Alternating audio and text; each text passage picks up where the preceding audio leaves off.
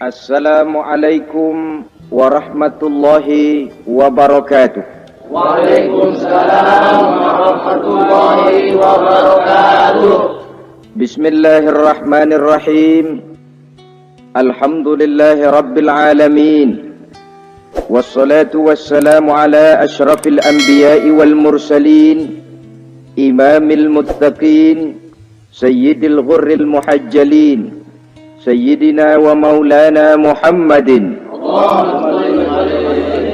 wa ala alihi wa ashabihil mujahidin at-tahirin limin rahimakumullah. Kejadian dan keberadaan kita dalam kehidupan di dunia ini merupakan kejadian dan keberadaan yang terima jadi atau terima beres. Artinya tidak seorang pun di antara kita yang dahulunya pernah mesen untuk punya potongan seperti yang sekarang ini, punya warna kulit seperti yang sekarang ini, punya bahasa seperti yang sekarang ini. Seluruhnya kita terima jadi. Oleh karena kita terima jadi, maka Allah tidak menilai manusia dari rupa dan potongannya, tidak juga dari harta bendanya. Bersabda Nabi kita, Innallaha la yanzuru ila suwarikum wa amwalikum walakin yanzuru ila qulubikum wa a'malikum. Sesungguhnya Allah Subhanahu wa ta'ala tidak melihat potonganmu, tidak melihat harta bendamu, tetapi yang dilihat dan dinilai oleh Allah Subhanahu wa ta'ala tidak lain adalah hati dan amal perbuatanmu.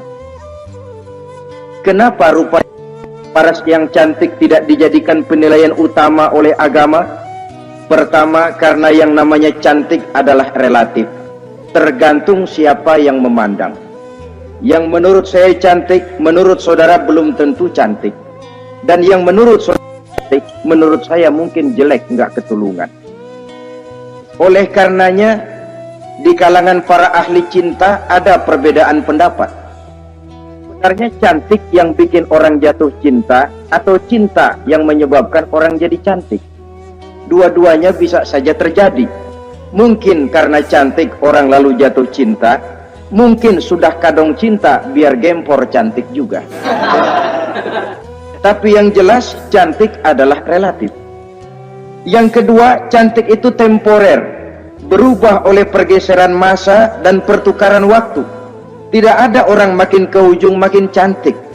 Sekarang dia sedang sweet 17-an, umur 17-an, of course cantik bukan alam kepala. Seluruh yang ada dalam dirinya menjadi syair di kalangan para remaja. Rambutnya katanya ikal berderai, pipinya bakpao dilayang, lalu janggutnya katanya macam lebah bergantung, alisnya macam semut beriring. Kalau dia senyum orang pada lemes. Itu sekarang 2, 30, 40 tahun yang akan datang, kalau dia senyum mungkin orang lari semua. Cantik itu temporer. Dan yang ketiga, di atas langit masih ada langit lagi. Di atas yang kita anggap cantik, rupanya masih ada yang lebih cantik lagi. Oleh karena itu, penilaian inti dari agama bukan soal potongan, bukan soal harta benda, tapi hati dan amal perbuatan. Alangkah lebih idealnya lagi kalau hati yang baik dan perbuatan yang baik berada pada rupa yang elok juga. Inilah yang dinamakan kecantikan zahir dan batin. Dan ini yang dimiliki oleh Nabi Allah Yusuf alaihi salam yang akan kita bicarakan pada pertemuan kita kali ini. Pantas kalau pada saat kita berdiri di muka cermin, disunahkan kita membaca doa seperti yang diajarkan Nabi, Allahumma kama hassanta khalqi fahassin khuluqi. Ya Allah, sebagaimana telah engkau baguskan rupaku, baguskan juga kiranya akhlak dan budi pekertiku. Supaya kecantikan zahir diiringi dengan kecantikan batin. So apa gunanya zahir yang cantik kalau batinnya berbahaya? Itu yang orang bilang, apa guna katanya berkain batik kalau tidak dengan kebaya? Apa guna berparas cantik kalau melulu bawa bahaya? Saudara-saudara yang saya hormati, Nabi Yusuf alaihi salam diberikan oleh Allah ketampanan zahir dan batin. Artinya zahirnya beliau memang tampan, batinnya pun memang beliau adalah baik. Dan inilah kebaikan yang berlipat ganda. Kadang-kadang ada orang yang tampangnya sederhana saja, tapi batinnya baik. Itu lebih baik ketimbang yang zahir dan penampilannya baik, tapi batinnya rusak. Maka kebaikan yang dianugerahkan Allah dalam kehidupan ini sesungguhnya bukan untuk to show only, bukan cuma untuk sekedar dipamerkan, jadi kebanggaan, macam kontes ratu-ratuan yang manfaatnya hampir tidak ada. Kecantikan untuk disyukuri, kecantikan untuk digunakan kepada hal-hal yang bermanfaat sesuai dengan perintah dari yang memberikan kecantikan itu. Saudara-saudara yang saya hormati, Nabi Yusuf alaihi salam seorang nabi yang oleh Allah diberikan kecantikan zahir dan juga kecantikan batin. Beliau adalah putra dari Nabi Yakub, dari Nabi Ishak, dan dari Nabi Ibrahim alaihi salam. Artinya ayah beliau bernama Nabi Yakub, kakeknya adalah Nabi Ishak, dan datuknya adalah Nabi Ibrahim alaihi salam. Ia bersaudara sebanyak 11 orang. Dari saudaranya ini hanya satu yang seibu sebapak, yaitu Benyamin. Sedangkan yang lain adalah saudara dari lain ibu. Nah, sejak kecil Nabi Yusuf ini sudah memperlihatkan tanda-tanda bahwa di kelak kemudian hari dia akan tumbuh menjadi seorang besar. Sebab itu wajar kalau ayahnya memberikan perlakuan yang agak istimewa kepada Nabi Yusuf.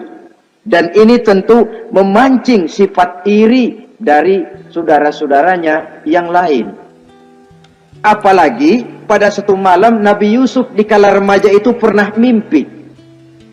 Mimpi ini beliau ceritakan kepada ayahnya. Kata beliau, "Ya abati, inni ra'aitu ahada asyara kawkaba wasyamsa wal qamara ra'aituhum li sajidin." Jadi satu hari Nabi Yusuf cerita kepada ayahnya, "Ayah, saya mimpi." Mimpi apa Yusuf? "Saya melihat dalam tidur saya ada 11 bintang, lalu matahari dan bulan. Saya lihat seluruhnya sujud kepada saya." Ayahnya mendengar mimpi ini, mengerti takwil, lalu pesan kepada Nabi Yusuf, "Yusuf, mimpi ini jangan kau ceritakan kepada saudara-saudaramu. Mereka sudah punya pandangan yang tidak baik kepada dirimu. Kalau ini kau ceritakan, mungkin akan membahayakan bagi dirimu." Sebab rupanya saudara-saudaranya yang lain ini iri hati kepada Nabi Yusuf yang memiliki keistimewaan dan mendapat perhatian istimewa juga dari orang tuanya. Saudara, kita tahu ini sesuatu yang wajar dalam kehidupan. Pepatah bilang, likulli zi ni'matin mahsudun. Tiap kali kita mendapat suatu nikmat, bakal ada orang yang hasud, iri hati, dengki. Itu watak kehidupan. Kalau kita jatuh miskin, orang tepuk tangan. Kalau kita jadi kaya, orang tanya berdukun kemana. Wajar saja, likulli zi ni'matin mahsudun. Tiap kali kita mendapat suatu nikmat, tentu ada yang hasud, ada yang iri, ada yang tidak senang. Begitu juga halnya dengan saudara-saudara Nabi Yusuf alaihi salam. Dan watak iri hati ini tidak cuma tinggal iri hati, mereka buktikan lewat tindakan konkret. Suatu hari mereka musyawarah, saudara-saudara yang iri ini. Saudara-saudara, bapak kita nggak adil. Masa Yusuf mendapat perlakuan istimewa? Wa nahnu usbah, sedangkan kita ini golongan yang lebih besar. Dari 12 orang anaknya, masa cuma satu Yusuf yang mendapat perlakuan lebih istimewa? Kita ini yang 11 dianggap angin apa? Nggak adil abah kita ini. Iya, tapi caranya bagaimana? Apa kita omelin bapak? Jangan. Habis Yusuf singkirin. Kalau Yusuf nggak ada, kan anaknya tinggal kita. Praktis perhatiannya seluruhnya akan tercurah kepada kita. Nah, saya ingatkan bahwa hasud sering mendorong orang untuk melakukan segala macam cara. Artinya Orang itu kalau sudah dibakar sifat dengki, iri hati, dia rela melakukan apa saja. Pertama, agar nikmat yang ada pada diri orang lain hilang. Yang kedua, supaya nikmat itu pindah kepada dirinya. Andai kata tidak pindah kepada dirinya, ya hilang sajalah. Jangan orang lain yang dapat nikmat. Ini watak hasud. Ingin nikmat orang lain pindah kepada dirinya, atau hilang walaupun tidak pindah kepada dirinya, tapi yang bersangkutan tidak lagi mendapat nikmat. Untuk itu segala macam cara akan dilaksanakan. Ini dicontohkan dari usaha yang dilaksanakan oleh saudara-saudara Nabi Yusuf alaihissalam. Oke, setuju, kita singkirkan Yusuf. Tapi caranya bagaimana? Gampang. Bunuh saja. Kalau bunuh sih rasa-rasanya tidak sampai hati membunuh Yusuf. Lalu bagaimana? Kita kucilkan saja dia.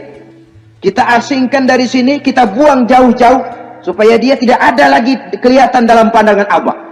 Kalau dia sudah tidak ada dalam pandangan Abah, yang dilihat cuma kita dan seluruh kasih sayangnya akan tercurah kepada kita semua. Nah, setujulah kalau itu. Caranya nanti kita atur belakangan. Jadi satu hari permisilah saudara-saudaranya ini kepada Nabi Yakub. Abah, kami permisi mau pergi main-main dan Yusuf akan kami ajak. Kata Nabi Yakub, saya khawatir.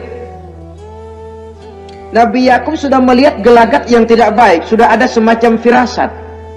Saya khawatir kalau Yusuf kau bawa, nanti dia akan kena celaka atau dimakan oleh serigala, sedangkan kamu nanti akan lalai. Kata anak-anak yang lain, percaya dah Pak, saya akan jaga. Saya kan saudaranya, masa tega membiarkan Yusuf celaka atau dimakan serigala. Pokoknya aman, sip dah.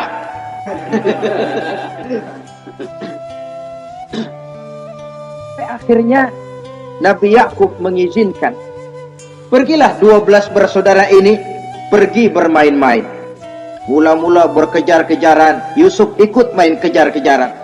Lantas buka baju, Yusuf ikut buka baju. Sampai ketika tiba di tepian sebuah sumur tua, rencana yang sudah disepakati itu dilaksanakan. Nabi Yusuf diangkat beramai-ramai, digotong, lalu dimasukkan, diceburkan ke dalam sumur mati itu. Kemudian baju Nabi Yusuf itu mereka basahi dengan darah kambing. Setelah itu mereka pun pulang menemui Nabi Yakub alaihi salam dengan rasa sedih yang dibikin-bikin. Ini penyakit hasud. Jadi kalau orang hasud kepada kita, begitu kita mendapat kesulitan, dia datang dengan air mata buaya.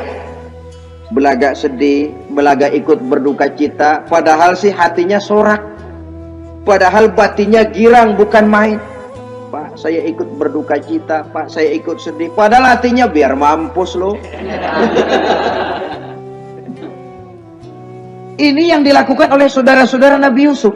Mereka datang dengan air mata berurai, nangis, Abah, ketika kami sedang main-main, Abah, kami lupa, kami tinggalkan Yusuf sendirian. Ketika kami balik, kami cuma mendapati bajunya sudah berlumur darah. Barangkali saudara kami Yusuf dimakan oleh serigala. Nabi Yakub tercenung. Ternyata firasatnya adalah benar.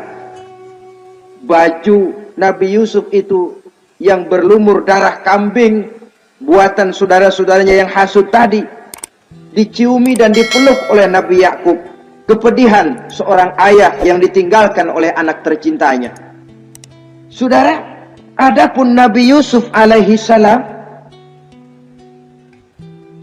tercebur di sumur mati itu. Sampai pada satu hari ada khalifah, ada kapilah niaga dari negeri Madian hendak menuju ke negeri Mesir, lewat di tempat itu.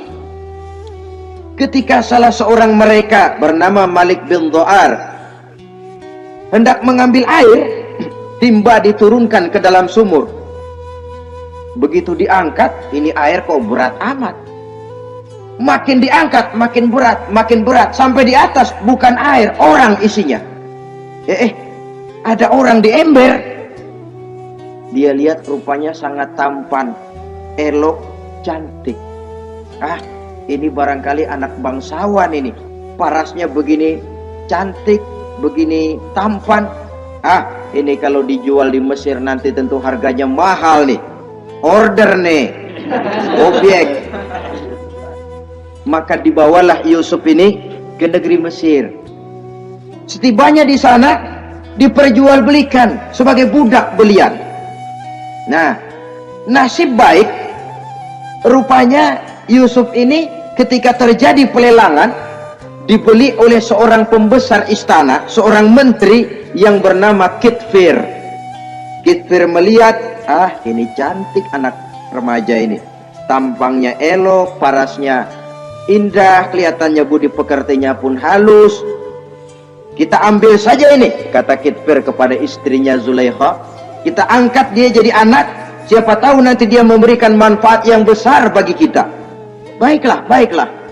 Dan sejak saat itu Yusuf dipelihara di rumah Kitfir dalam istana yang tinggal bersama istrinya Zulaikha. Menurut satu riwayat 10 tahun lamanya Nabi Yusuf tinggal di tempat Kitfir. Dan selama 10 tahun itu tentu terjadi perkembangan baik jasmaninya maupun rohaninya. Dari anak-anak ia berubah menjadi remaja, lalu meningkat ke arah dewasa. Makin matang kedewasaannya, makin tampan dan elok parasnya, makin cantik budi pekertinya, ditempa oleh watak kenabian yang disiapkan oleh Allah Subhanahu wa ta'ala. Sehingga tidak heran ketampanan Nabi Yusuf ini lalu jadi buah bibir di kalangan istana. Tidak cuma anak perempuan bangsawan, tidak cuma istri para penguasa, sampai kepada kelompok orang awam selalu berandai-andai, kalau saja andai kata umpama saya bisa berdampingan dengan Yusuf, kalau saja. Kata-kata kalau saja ini keluar dari perempuan-perempuan yang melihat Yusuf alaihissalam. Dan yang unik, kecantikan Nabi Yusuf itu, kalau dia berdampingan dengan orang yang jelek, si jelek ini ikut sedikit cantik. Biasanya kan kalau ada orang ganteng duduk berdampingan sama orang jelek, makin kelihatan kegantengannya, yang jelek makin demek. Itu biasanya.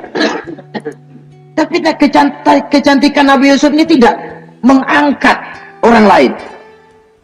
Nah, rupanya yang tertarik kepada ketampanan Nabi Yusuf ini tidak cuma perempuan-perempuan lain, juga termasuk Siti Zulaikha, istri daripada Kitfir, yang merupakan ibu angkatnya.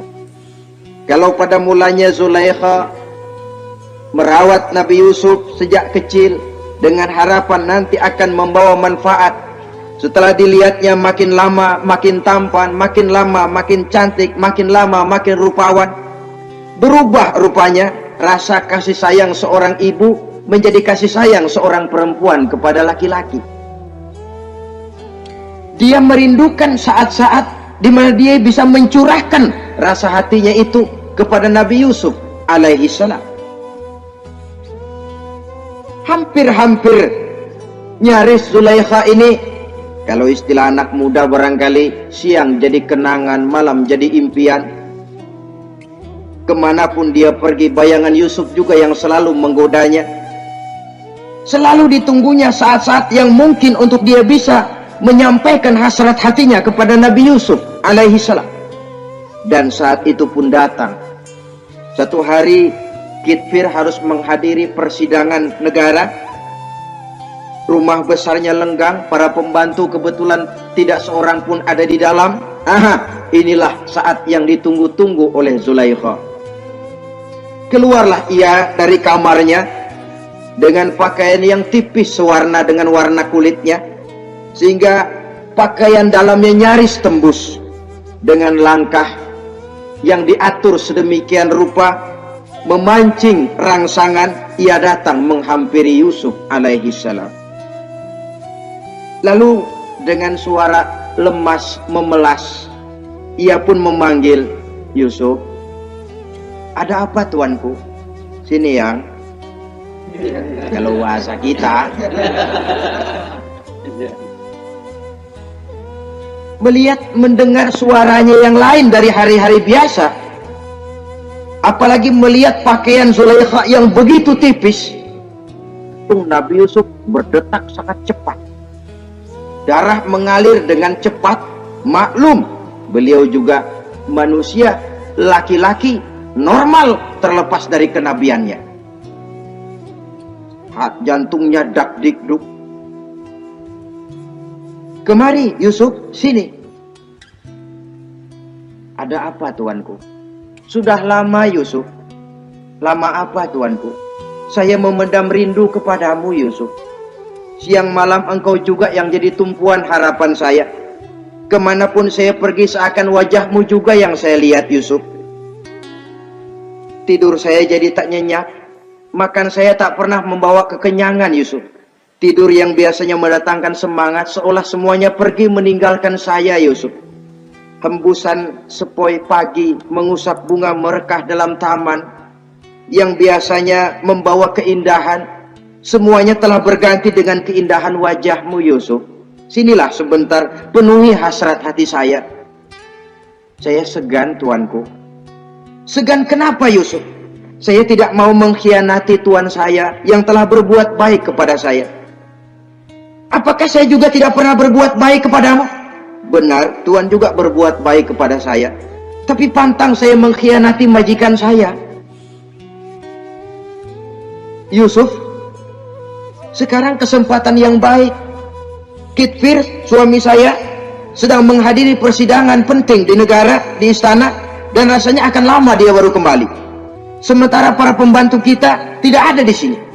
Saya malu tuanku, saya segan. Malu kepada siapa? Tidak ada yang tahu, tidak ada yang lihat. Allah. Saya takut, saya malu kepada Allah tuanku. Padahal kalau menurut ukuran hati, Quran menjelaskan walaqad hammat bihi wa hamma biha. Sebenarnya Zulaikha cinta kepada Yusuf, Yusuf pun senang kepada Zulaikha. Iblis sibuk bukan main memasang jerat, pasang besi berani biar pada nyetrum.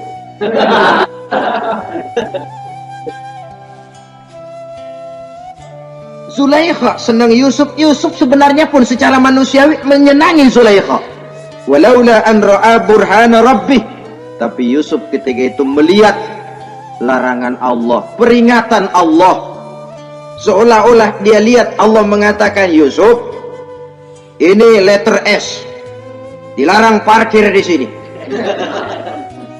Menurut satu riwayat, Nabi Yusuf melihat ayahnya Nabi Yakub melambai-lambaikan tangan menyetok, seolah-olah melarang dia meneruskan langkahnya.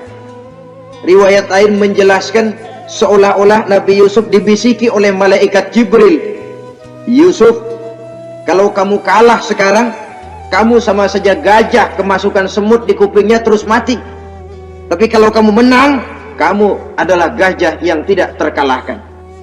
Ada semut mati oleh, ada gajah mati oleh semut. Alangkah memalukan. Binatang yang begitu besar jatuh hanya oleh binatang yang begitu kecil. Artinya apa? Kau akan jadi orang besar Yusuf. Apakah harus gagal dan jatuh cuma karena bujuk rayu seorang perempuan macam ini? Satu riwayat menjelaskan semacam itu.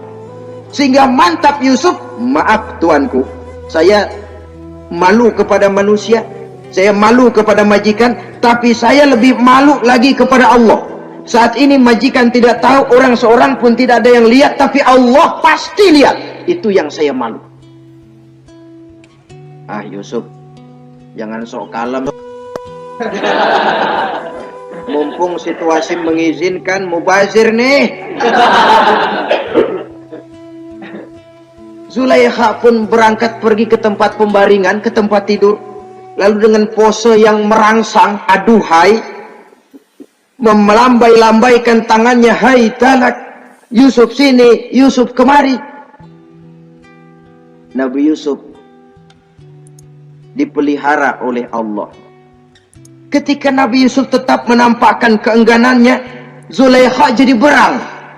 Ya namanya istri pembesar ditolak oleh anak muda yang menurut penilaian dia nggak ada apa-apanya. Lu kan kecemplung di sumur, gua pungutin.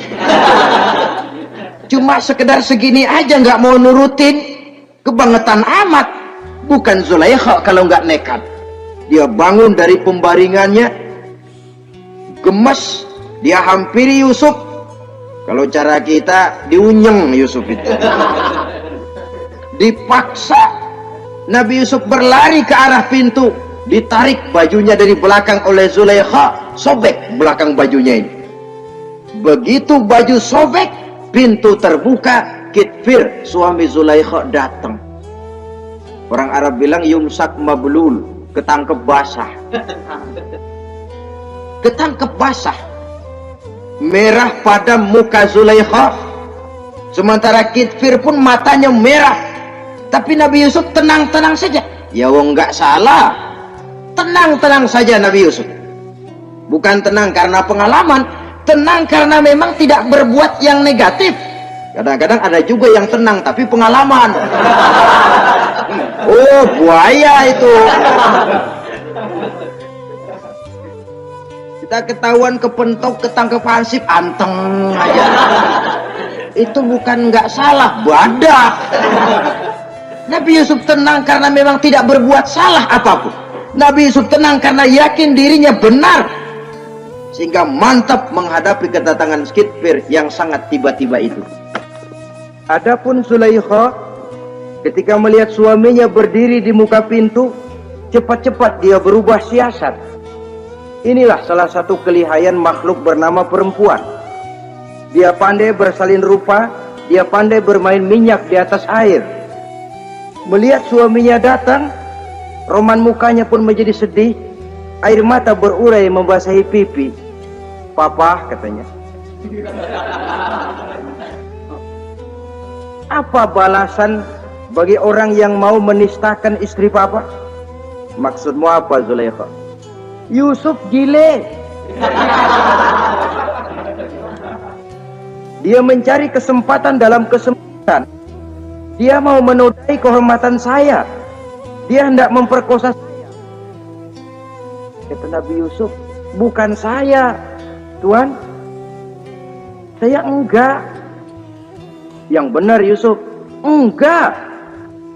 Zulaikha yang memaksa saya. Betul Zulaikha, tidak. Yusuf yang memaksa saya. Sampai akhirnya salah seorang dari isi rumah itu memberikan jalan keluar. Tuan Kitfir, begini saja. Sulit memang untuk dilacak kebenarannya. Cuma periksa saja baju Yusuf. Kalau bajunya sobek di belakang, Yusuf benar, Zulaikha salah.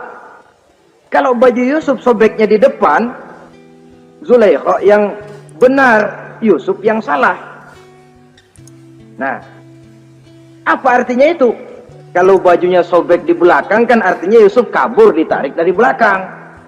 Tapi kalau bajunya sobek di depan, itu artinya Zulaikha nyakar-nyakarin baju Yusuf dari depan.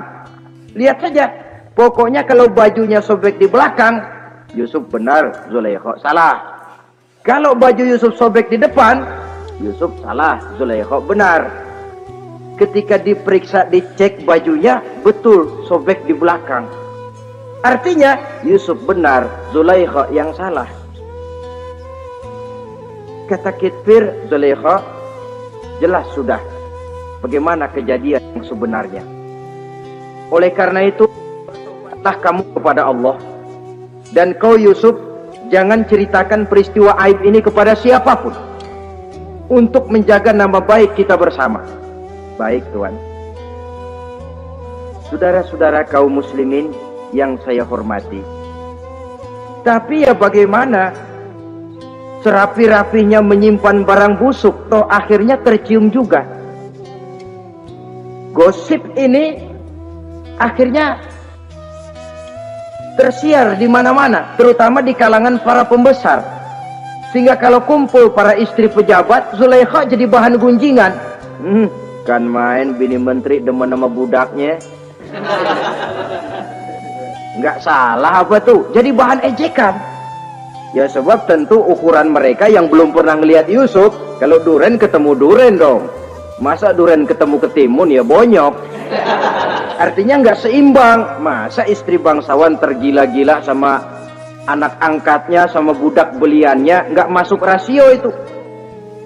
Zulaikha dengar berita macam itu. Sampai dalam hatinya, pantas saja kamu ngenyek saya. Kamu meremehkan saya karena kamu belum pernah lihat potongan Yusuf bagaimana. Akhirnya dalam hati Siti Zulaikha ini timbul semacam dendam. Suatu saat gua kerjain loh. Caranya gimana? Satu hari para istri bangsawan ini diundang ke tempat Siti Zulaikha.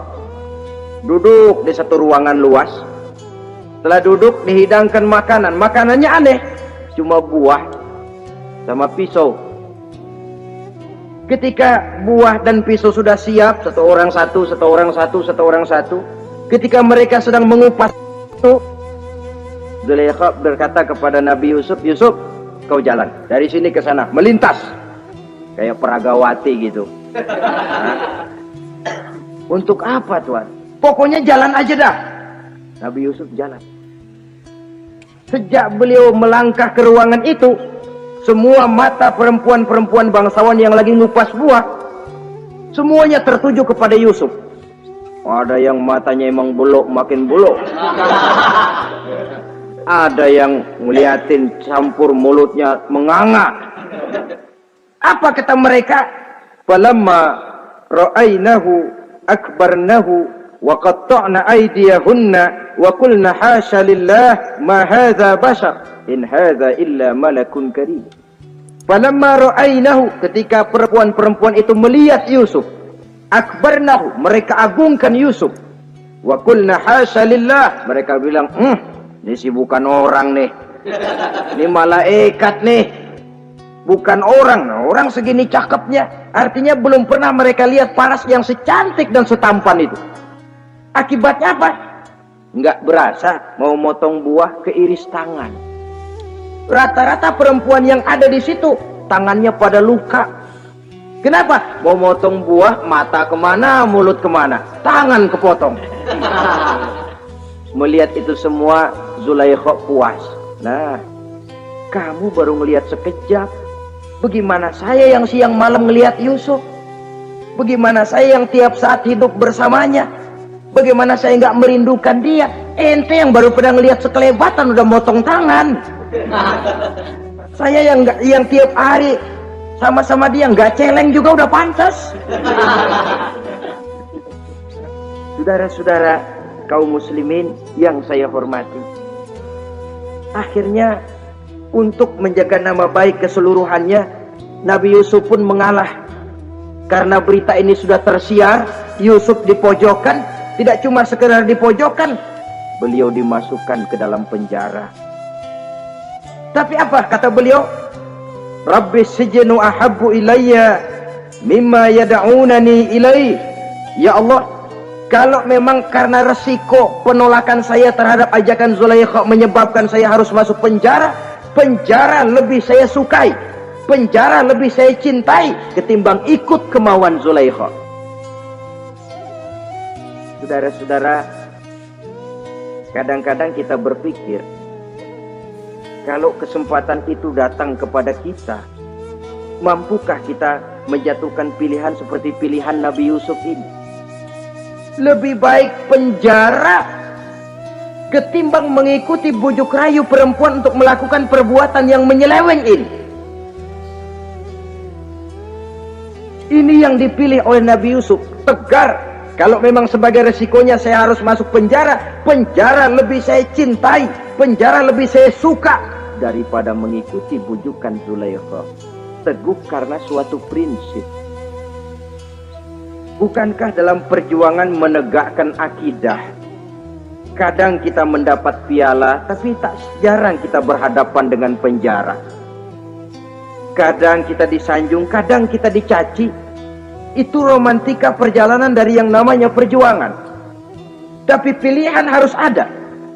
ketimbang ikut bujuk rayu perempuan yang mengajak melakukan perbuatan serong, penjara lebih saya cintai. Sudah pada saat hendak diajak tidak ada yang melihat, beliau menolak. Akibat penolakannya pun masuk penjara, tapi penjara lebih menyenangkan hatinya ketimbang hidup merdeka tapi jiwa terpenjara. Inilah Nabi Yusuf barangkali.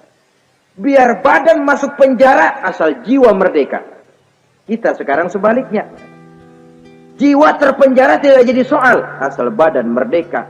Maka jiwa kita sering dijajah. Entah dijajah harta, entah dijajah pangkat dan jabatan, entah dijajah iblis. Jiwa kita yang terpenjara, sementara badan kita merdeka. Nabi Yusuf tidak. Biarlah badan di penjara asal jiwa merdeka untuk menegakkan sesuatu yang hak. Saudara-saudara yang saya hormati, adapun di dalam penjara itu Nabi Yusuf satu sel dengan 2 orang bekas pelayan istana yang dituduh menaruh racun ke dalam hidangan yang hendak disajikan kepada raja. Yang satu tukang ngatur minuman, yang satu tukang ngatur makanan untuk raja. Siapa yang naruh racun nggak jelas, tapi dua-duanya ditahan. Nah, sampai satu malam teman satu sel ini dua-duanya ngobrol kepada Nabi Yusuf. Yusuf, kami ini dipenjara karena dituduh menaruh racun ke dalam hidangan yang dihidangkan kepada baginda raja. Siapa yang salah kami sendiri tidak tahu. Saya nggak ngerasa naruh racun, kata yang tukang ngatur minum. Saya juga enggak, kata yang tukang ngatur makan. Sampai satu malam mimpi. Mimpi itu diceritakan kepada Nabi Yusuf. Kata yang tukang ngatur minuman, Yusuf, saya mimpi saya memeras anggur lalu menghidangkannya kepada baginda raja. Apa arti mimpi saya? Kata yang tukang hidangin makanan, kalau saya Yusuf, saya ngimpi menjunjung roti di atas kepala saya, itu roti dipatokin burung. Apa arti mimpi saya? Saudara-saudara, Nabi Yusuf tersenyum. Adapun kamu yang mimpi memerah anggur, kamu akan keluar dari penjara bebas dan akan kerja lagi di istana. Adapun kamu yang mimpi menjunjung roti dipatokin burung, kamu akan dihukum mati, disalib, dan kepalamu akan dipatokin oleh burung. Ini tukang roti ngotot, bisa aja lu ah. Ya lempengan apes ramalannya. Ya bukan soal bisa nggak bisa, lihat aja kenyataannya. Cuma kepada kamu yang tukang ngatur minuman, saya pesan, kalau nanti kamu bebas kembali di istana raja, tolong ceritakan ihwal saya kepada baginda raja ini. Saya mendekam di penjara ini tanpa berbuat salah apapun. Baik, insya Allah Yusuf. Dan ketika persidangan memutuskan seperti tepat yang diramalkan Nabi Yusuf, si tukang menghidangkan makanan dihukum mati, si tukang menghidangkan minuman kembali kerja di istana. Tapi begitu kerja, dia lupa sama pesan Nabi Yusuf. Itu biasanya watak orang memang begitu. Kalau dalam keadaan kepepet, macam-macam janjinya. Begitu keadaannya longgar, lupa sama janjinya. Sehingga ada pepatah katanya, nolongin anjing kejepit. Waktu kejepit, kaing-kaing minta ditolongin. Begitu udah rapi ditolongin, yang nolongin bisa digigit. Saudara hadirin yang saya hormati, sampai bertahun-tahun Nabi Yusuf mendekam dalam penjara. Tapi itulah yang menambah kedewasaannya. Maka orang beriman ya, yang mantap nilai imannya, tempat tidak jadi soal. Kadang-kadang dia merasakan penjara lebih indah dari alam terbuka. Banyak orang-orang beriman yang justru di penjara menghasilkan karya-karya besar. Kita tahu misalnya almarhum Hamka justru di penjara bisa menyelesaikan tafsir Al-Azharnya, salah satu karya besar pujangga terkemuka ini. Macam Hasan Al-Banna, Abdul Qadir Audah, dan banyak lagi tokoh-tokoh Ikhwanul Muslimin merasakan justru penjara itu bagaikan sorga. Kenapa? Mereka yakin di penjara untuk sesuatu yang benar, maka tempat tidak pernah jadi masalah. Kalau jiwa merdeka puluhan tahun mendekam di penjara, tidak akan merupakan satu rasa yang lama. Kenapa? Jiwa tidak bisa dibatasi oleh ruangan 2 kali 3 meter. Jiwa yang merdeka tidak bisa dibatasi dengan teralis besi. Jiwa yang merdeka tidak bisa dibatasi dengan dinding tembok yang tebal. Jiwa yang merdeka mengembara, melanglang buana, mencari idealisme yang ada dalam dirinya. Itu yang dirasakan oleh Nabi Yusuf alaihi salam. Untungnya satu malam raja ngimpi. Untungnya ini ngimpinya luar biasa. Ada 7 ekor lembu gemuk-gemuk makanin 7 ekor lembu yang kurus-kurus. Lalu ada 7 batang gandum yang isinya gemuk-gemuk. Ada 7 batang gandum yang sudah layu-layu. Nah, pagi-pagi ini seluruh dukun-dukun istana dikumpulin. Para ahli nujum apel menghadap baginda raja. Nujum, dukun, ada apa tuan raja? Tadi malam saya ngimpi. Ada 7 ekor lembu gemuk-gemuk memakan 7 ekor lembu yang kurus-kurus. Coba takwilkan apa arti mimpi saya itu. Dukun kata, baru tumben nih aku dengar mimpi begini. Kata Nujum ditanya Nujum godek. Ah, tuan raja itu mah kembang tidur aja kali ah. Tidak seorang pun yang mampu mentakwilkan arti mimpi baginda. Sampai tukang minuman dengar lapor, tuan raja, ada apa, mas? Saya waktu di penjara ada seorang anak muda namanya Yusuf. Dia mentakwilkan mimpi saya dan pas seperti takwilnya. Ah, panggil Yusuf. Dipanggil Yusuf, dibukain pintu penjara, masuk tukang anggur, tukang minuman ini.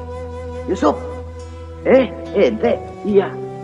Kemana aja? Itu dia Yusuf, kelupaan. Ya kalau kelupaan sehari 2 hari barangkali bisa ditolerir, kelupaan bisa tahunan. Cuma begitu dengar ada mimpi, pikir tukang minuman, ah kali aja ini Yusuf bisa takwilkan, kan jasa saya nemuin Raja sama Yusuf kan, komisi lumayan. Begini Yusuf, baginda raja mimpi begini-begini, barangkali kau bisa takwilkan, kau dipanggil menghadap tuan raja. Berangkatlah Yusuf menghadap tuan raja.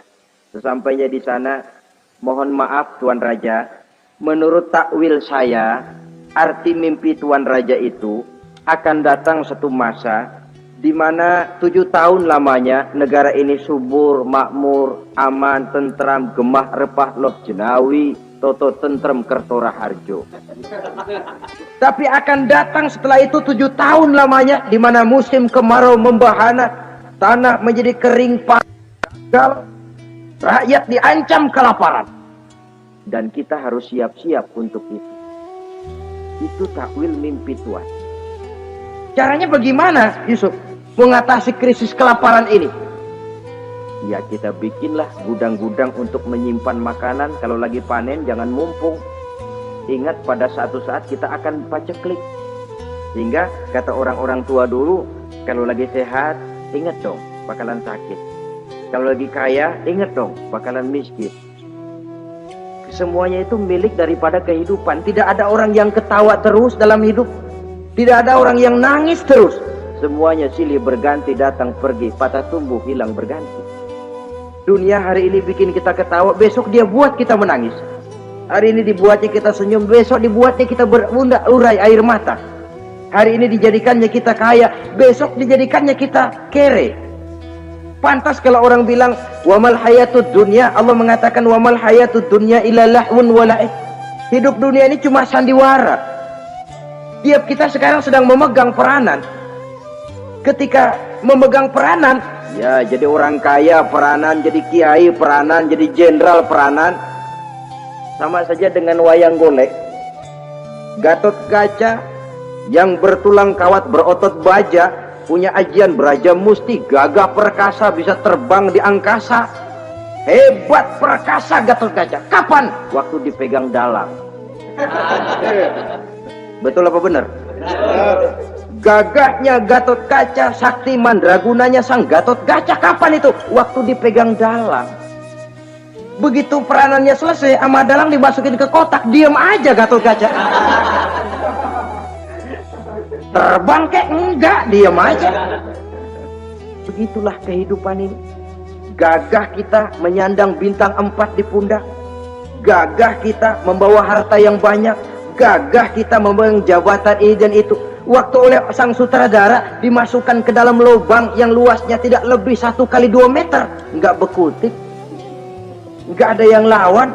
Jenderal yang berbintang 4 dilonjorin, dia yang lihat anteng aja. Habis peranan sudah sampai di situ. Dan itu wajar. Kata Nabi Yusuf, kalau lagi panen, ingat pada suatu saat kita akan paceklik. Jangan giliran panen besar. Di daerah-daerah kita lihat sudah panen pesta pora. Bukan bersyukur kepada Allah, tapi kegembiraan itu diwujudkan dalam bentuk lain. Tontonan yang membuat lupa diri, bermabuk-mabukan. Sehingga kadang-kadang kalau di daerah itu katanya kalau musim panen, musim kawin. Musim paceklik, musim cerai.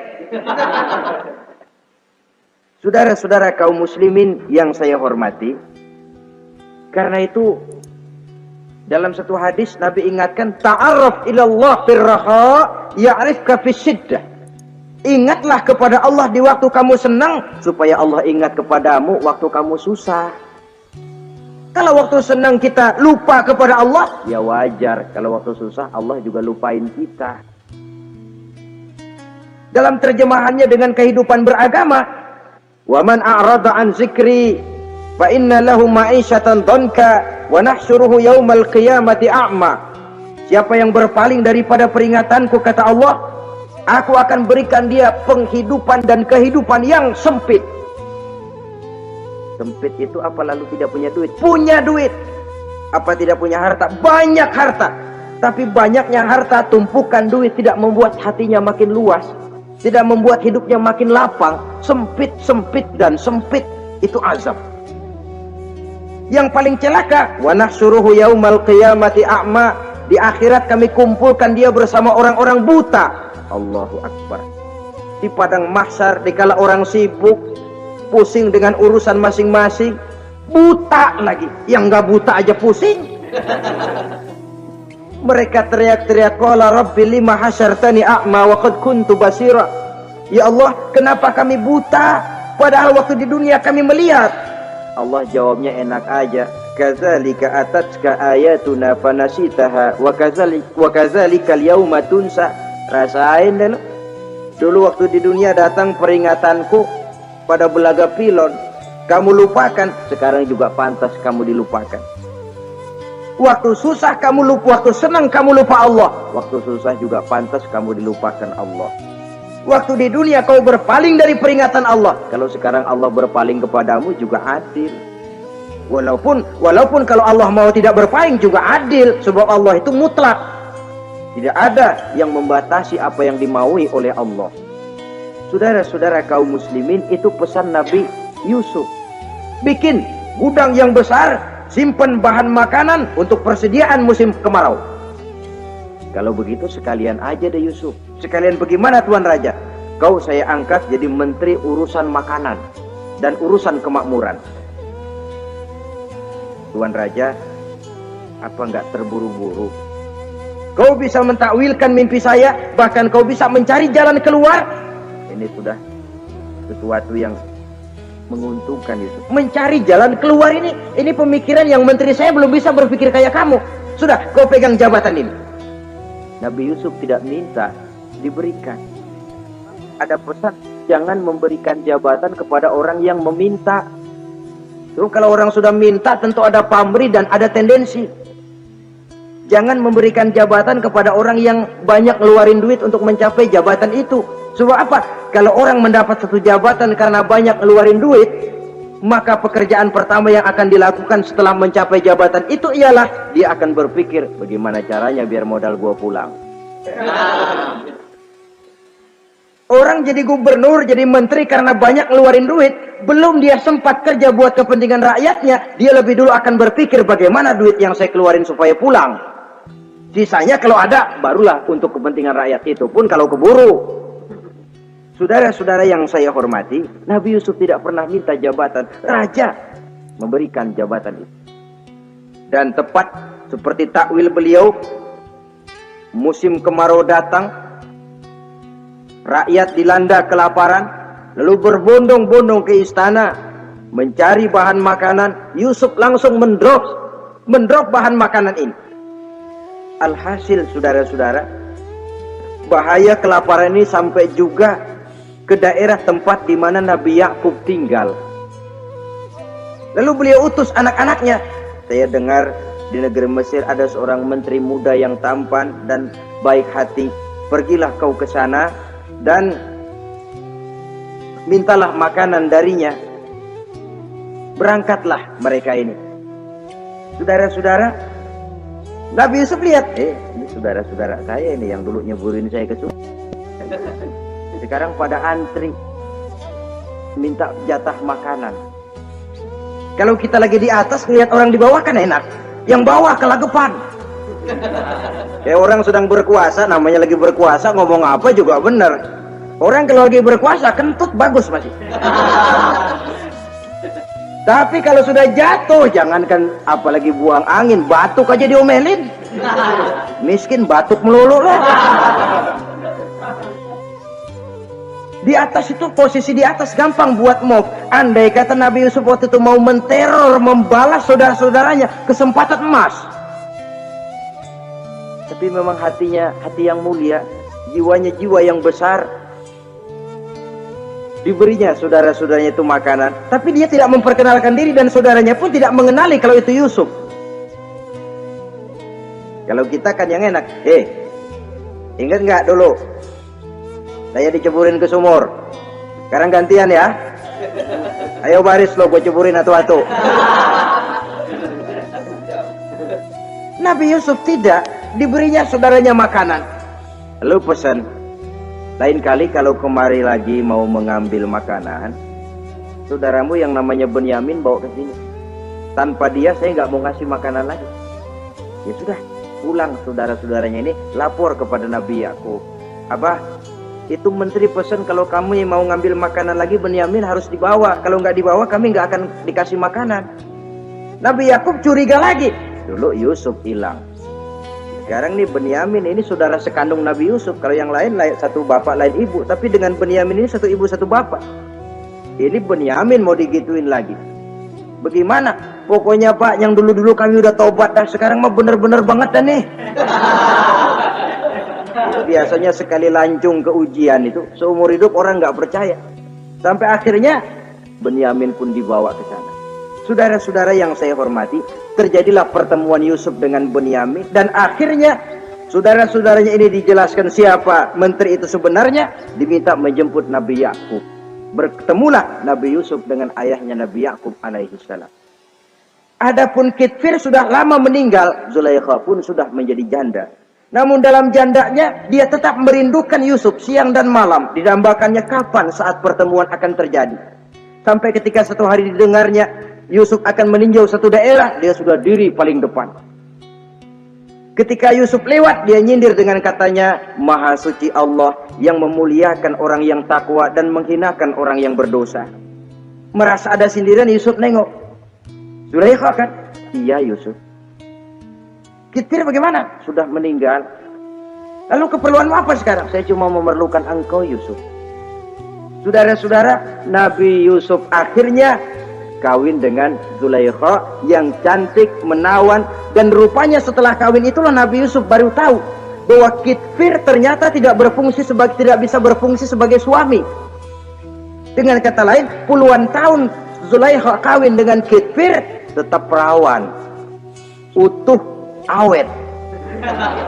Rupanya Kitfir liwat terus dan numpang liwat, nggak pernah mampir. Dan sejak saat itu berbahagialah Nabi Yusuf dengan Siti Zulaikha. Kita ambil hikmah dari riwayat singkat ini. Pertama, kecantikan zohir lebih penting, kecantikan batin lebih penting dari kecantikan zohir. Alangkah lebih baik lagi kalau kecantikan zohir itu berpadu dengan kecantikan batin. Karena dalam pandangan Islam, Allah tidak menilai manusia dari rupa dan harta, tetapi dari hati dan amal perbuatan. Yang kedua, bahwa ujian dan cobaan yang diterima Nabi Yusuf tetapi dihadapi dengan ketabahan, pada akhirnya menghasilkan kebahagiaan dunia dan kebahagiaan akhirat. Inilah saja pertemuan yang singkat ini, mudah-mudahan ada manfaatnya. Terima kasih atas segala perhatian, mohon maaf atas segala kekurangan. Wassalamualaikum warahmatullahi wabarakatuh. Waalaikumsalam warahmatullahi wabarakatuh. Menurut berbagai hadis yang sahih, Nabi Isa Al-Masih nanti akan turun lagi, tidak membawa risalah yang baru, tapi meluruskan risalah Islam ini yang telah banyak ditinggalkan oleh masyarakat. Bahkan ada hadis menjelaskan beliau akan membunuh Nabi, mematahkan kayu-kayu salib, lalu melaksanakan haji dan umrah mengikuti syariat Nabi Muhammad, bukan membawa agama baru. Ibu-ibu, saudara-saudara kaum muslimin rahimakumullah,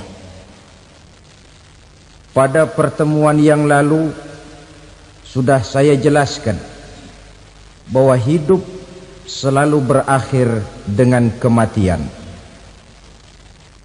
Apabila datang kematian menimpa seseorang, datanglah kiamat baginya.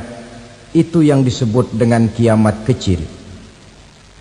Hakikatnya mati adalah perpindahan dari kehidupan di dunia ini menuju kehidupan di alam barzakh.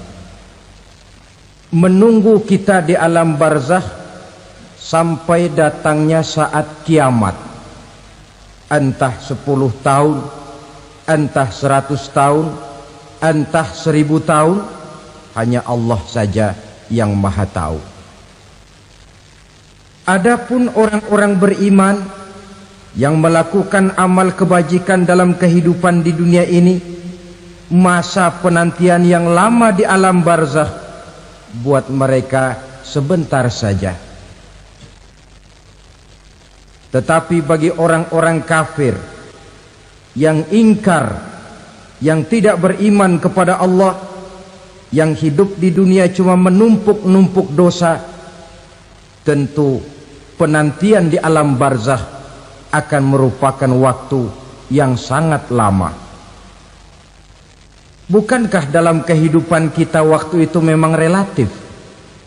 Contoh misalnya, bagi pemuda-pemudi yang sedang duduk asyik memadu cinta, waktu 4-5 jam saja rasanya cuma 4-5 menit. Tenggelam oleh keasikan. Tapi buat orang yang berbaring di rumah sakit, meratap di balik-balik apa itu tembok derita kata lagu, di balik dinding-dinding penjara, sehari bagai seminggu, seminggu rasa sebulan, sebulan boleh jadi rasa setahun. Penantian yang sangat lama. Kapan kiamat itu akan datang? Ini rahasia Allah. Jangankan kita yang orang awam, baginda Nabi sendiri tidak diberitahu oleh Allah kapan kiamat itu akan terjadi. Tetapi sungguh pun demikian, banyak hadis-hadis yang menjelaskan ciri atau tanda-tanda datangnya kiamat. Nah, kalau sudah bicara soal tanda, tanda kiamat itu ada 2. Pertama yang disebut alamatus sughra, tanda-tanda kecil. Ini waktunya masih ada tenggang. Ada yang dinamakan alamatul kubra, tanda-tanda besar, artinya kiamat sudah diambang pintu. Apa tanda-tanda kecil dari datangnya hari kiamat itu? Misalnya kata Nabi, apabila ilmu sudah diangkat oleh Allah, artinya apabila ulama sudah banyak wafat, minat orang belajar agama berkurang, lalu kebodohan nampak merajalela di mana-mana, zina dikerjakan secara terbuka, minuman-minuman keras jadi kebanggaan, itu termasuk di antara tanda-tanda kecil terjadinya hari kiamat. Apalagi misalnya iza waladatil ammatu rabbataha, apabila budak sudah melahirkan tuan. Apa maksudnya? Ada yang mentafsirkan apabila anak sudah bisa membudaki orang tuanya. Orang tua yang melahirkan dia, yang membesarkan dia, demi setelah si anak besar jadi orang berpangkat, bertitel, berharta, berkedudukan, jadilah orang tua itu budaknya. Sehingga sering dibilang kalau orang tua kaya, anak jadi raja. Tapi kalau anak yang kaya, orang tua sering jadi budak. Apalagi munculnya fitnah yang bergelombang, timbul perang antara dua bangsa yang besar, waktu berjalan terasa sangat pendek sekali. Itu merupakan tanda di antara tanda-tanda kiamat. Termasuk di dalamnya sulit membedakan mana laki, mana perempuan. Kan kalau tanda-tanda kayak begini sekarang sudah banyak kita lihat kan. Ulama banyak wafat, penggantinya sulit. Zina dikerjakan berterang-terangan, minuman keras jadi kebanggaan,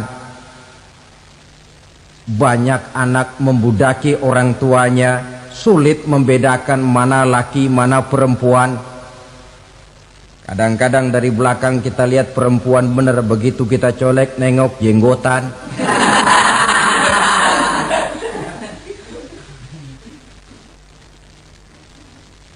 Ini termasuk tanda-tanda kecil, masih ada tenggang sampai akan terjadinya kiamat itu. Nah, yang dimaksud dengan tanda-tanda besar, ini tanda besar artinya kiamat sudah diambang pintu. Pertama, matahari terbit dari sebelah barat. Apabila matahari sudah terbit dari arah sebelah barat, tertutuplah sudah pintu taubat. Bersabda Nabi kita, la taqumus sa'atu hatta tatlu'a syamsu min maghribiha. Tidak akan datang hari kiamat sampai matahari terbit dari arah sebelah barat. Fa iza tala'at, manakala matahari telah terbit dari arah sebelah barat, wara'ahan nasu, manusia banyak menyaksikan itu, amanu ajma'un, mereka pun lalu beriman. Yang tadinya kafir, yang tadinya ingkar, yang tadinya membangkang, setelah melihat matahari terbit dari sebelah barat, buru-buru beriman, berlomba-lomba mengucap dua kalimat syahadat. Tapi apa yang terjadi? Kata Nabi, wadzalika hina la yanfa'u nafsan imanuha lam takun amanat min qabl. Hari itu adalah hari yang iman sudah tidak berguna lagi bagi seseorang apabila sebelumnya memang dia tidak pernah beriman. Au kasabat fi imaniha khaira, atau beriman tetapi tidak pernah melakukan kebajikan di dalam keimanannya itu. Hari yang sudah kasib, hari yang sudah terlambat, beriman tidak akan ada gunanya lagi. Ini pelajaran buat kita. Sebelum sang surya terbit dari sebelah barat, sebelum nafas sampai di tenggorokan, artinya pintu taubat masih terbuka. Kalau dua hal itu sudah terwujud, nafas sudah sampai di kerongkongan atau matahari sudah terbit dari arah sebelah barat, tertutuplah sudah pintu taubat. Tak ada lagi gunanya pangkat, jabatan, harta, bahkan beriman pun dalam suasana macam itu too late, kata orang Kulon. Sudah terlambat. Matahari terbit dari arah sebelah barat, itu tanda besar, artinya kiamat sudah diambang pintu. Lalu apalagi tanda besar? Munculnya Dajjal. Dajjal artinya pendusta-pendusta yang menyesatkan manusia. Ada dua macam Dajjal, saudara. Ada Dajjal kecil, ini Dajjal-Dajjal kelas teri, Kalau ini sejak zaman Rasulullah sudah ada itu. Tiap zaman ada.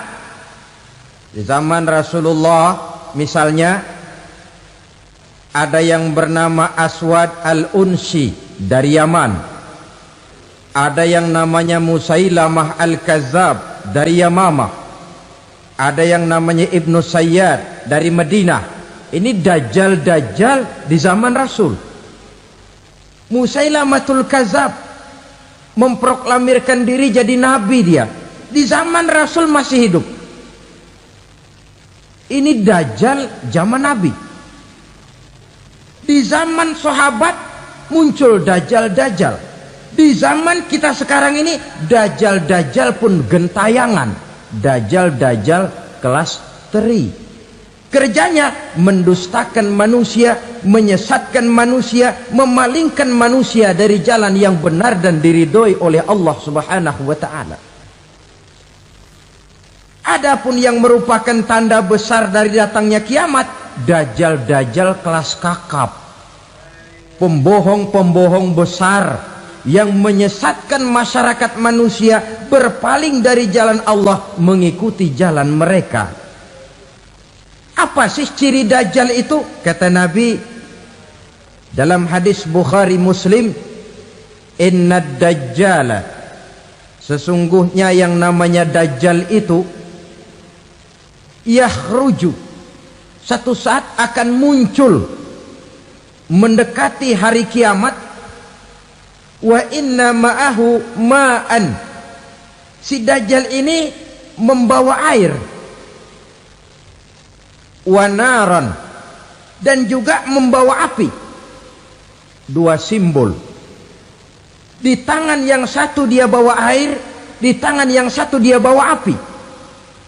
Wa ammal ladzi yarahu an-nasu ma'an fanarun, adapun yang orang banyak lihat air, hakikatnya adalah api. Yang dilihat api, hakikatnya adalah air. Oleh sebab itu, kalau api yang ditawarkan, ambillah air. Kalau air yang ditawarkan, pilihlah api. Maksudnya apa ini? Ini bahasa simbol, saudara-saudara. Dajjal bicaranya seolah-olah untuk kepentingan manusia. Menawarkan surga. Surga yang dia tawarkan hakikatnya neraka.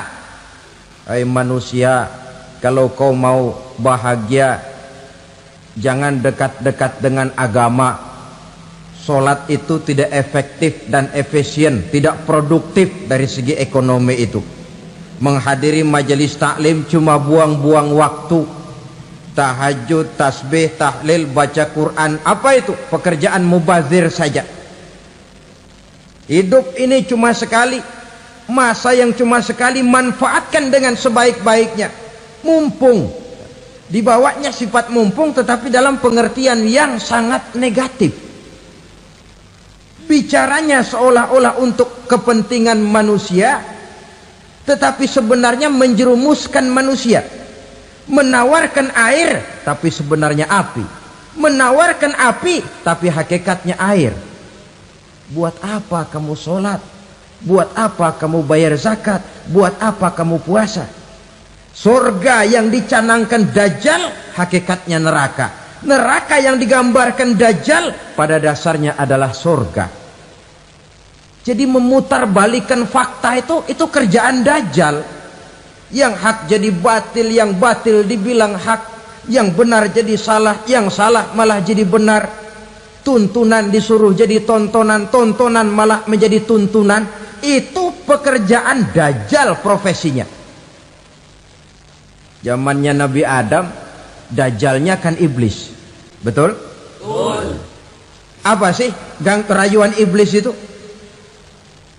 Allah setelah menciptakan Nabi Adam kan bilang, Adam, kau dan istrimu Hawa tinggal di surga ini.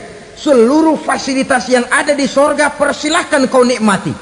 Satu yang tidak boleh, jangan coba-coba dekati pohon khuldi. Dekat saja jangan, apalagi sampai memetiknya. Datang dajjal yang namanya iblis ini. Adam, kamu tahu nggak kenapa tidak boleh makan buah khuldi? Ya nggak tahu, pokoknya saya dilarang. Bodoh kamu Dam. Khuldun artinya kekal. Kalau kamu makan itu buah, kau akan kekal di surga buat selamanya. Allah tidak kepengen, maka dilarang kamu makan buah khuldi. Kalau kau ingin kekal di surga Adam, makan saja. Saya bicara begini ini untuk kepentingan kamu Adam. Ini kan ciri-ciri Dajjal. Bicaranya sih seolah-olah untuk kepentingan Nabi Adam. Hakikat sebenarnya menjerumuskan Nabi Adam supaya ingkar dan melanggar larangan dari Allah Subhanahu wa ta'ala. Jadi setelah muncul Dajjal, timbul kekacauan-kekacauan di masyarakat. Banyak yang terpengaruh, terpedaya dan terpesona. Termasuk mereka yang memproklamirkan diri jadi nabi. Mereka yang memproklamirkan diri jadi rasul di zaman sesudah Rasulullah wafat, itu adalah Dajjal-Dajjal. Maka saya ingatkan, kalau di zaman kita sekarang ini ada orang ngaku jadi nabi, ada orang ngaku jadi rasul, biar bahasa Arabnya kental, Quran hafal, hadis ribuan hadis hafal, biar pakai serban sampai menyengser ke tanah, bahasa Arabnya fasih, tapi dia mengaku jadi nabi, jadi rasul, kita umat Islam wajib tidak percaya. Wajib untuk tidak percaya. Itulah Dajjal-Dajjal zaman kita sekarang ini. Tidak mustahil mereka datang mempengaruhi orang awam supaya berpaling dari Rasulullah, mengikuti mereka. Nah, di akhir zaman nanti mendekati hari kiamat, Dajjal ini muncul, Dajjal kelas kakap, menyesatkan masyarakat manusia untuk berpaling dari Islam, mengikuti seruan mereka. Apalagi di antara datangnya kiamat itu, tanda yang besar itu, turunnya Nabiullah Isa Al-Masih, putra Maryam. Menurut berbagai hadis yang sahih, Nabi Isa Al-Masih nanti akan turun lagi. Tidak membawa risalah yang baru, tapi meluruskan risalah Islam ini yang telah banyak ditinggalkan oleh masyarakat. Bahkan ada hadis menjelaskan beliau akan membunuh Nabi, mematahkan kayu-kayu salib, lalu melaksanakan haji dan umrah mengikuti syariat Nabi Muhammad, bukan membawa agama baru. Menjadi semacam mujaddid, reformer, menyelamatkan manusia dari bisikan Dajjal. Bahkan ada riwayat yang menjelaskan bahwa Nabi Isa berhasil mengalahkan Dajjal, mengembalikan masyarakat manusia kembali kepada ajaran Islam yang datang dari Allah, dibawa oleh Rasulullah Sallallahu Alaihi Wasallam. Dengan kata lain, turunnya Nabi Isa bukan sebagai Nabi dan Rasul baru, tetapi mengikuti syariat Nabi kita Muhammad Sallallahu Alaihi Wasallam. Saudara hadirin, ibu-ibu hadirat yang saya hormati, kemudian apalagi di antara tanda-tanda besar akan datangnya kiamat itu? Keluarnya asap atau awan. Kata Nabi, inna min asratis sa'ah dukhanan yamla'u ma bainal masyriqi wal maghrib. Di antara tanda-tanda kiamat munculnya awan antara langit dan bumi. Ini pun diperkuat dalam surah Ad-Dukhan ayat 10. Fartaqib yawma ta'tis sama' bidukhanin mubin fayughshan nas hadza azabun alim. Bagi orang-orang yang beriman, mereka biasa-biasa saja. Tapi bagi orang kufur, datangnya asap dan awan ini merupakan azab yang kelewat pedih. Barangkali sedikit mendekati gambaran tentang azab yang pedih ini, saya ingatkan alam pikiran kita kepada peristiwa yang belum lama terjadi. Pernah dengar berita bocornya reaktor nuklir di Chernobyl, Uni Soviet? Pernah dengar? Nah, bocornya reaktor nuklir di Chernobyl yang mengakibatkan ratusan bahkan sangat mungkin ribuan nyawa. Cuma satu reaktor. Bagaimana kalau seluruh cadangan nuklir yang dimiliki oleh para negara adik kuasa ini diledakkan? Bahkan yang konon menurut catatan, cadangan nuklir yang dimiliki bersama oleh Amerika dan Rusia sekarang ini sudah sanggup memusnahkan 6 miliar manusia. 1,5 kali lebih banyak dari jumlah manusia yang nongkrong di permukaan bumi ini. Saudara-saudara hadirin yang saya hormati, lalu saat mendekati hari kiamat, apalagi tandanya? Setelah Nabi Isa wafat, pada saat turunnya yang kedua kali, lalu Allah meniupkan angin sejuk. Semua orang-orang beriman, orang-orang baik wafat, sehingga penghuni bumi ini cuma tinggal lagi terdiri dari orang-orang kafir. Tidak ada lagi di bumi ini yang bisa mengucapkan Allah. Sehingga dalam hadis qudsi itu ada keterangan, innallaha azza wa jalla yaqulu li Israfil. Allah pernah pesan kepada malaikat Israfil, kata Allah, Israfil, idza sami'ta qailan yaqul Allah Allah fa akhirin nafakh 40 sanatan ikraman liqailiha. Hai Israfil, apabila kau dengar di permukaan bumi masih banyak orang yang mengucapkan Allah Allah, maka tunda sangkakala kiamat itu 40 tahun.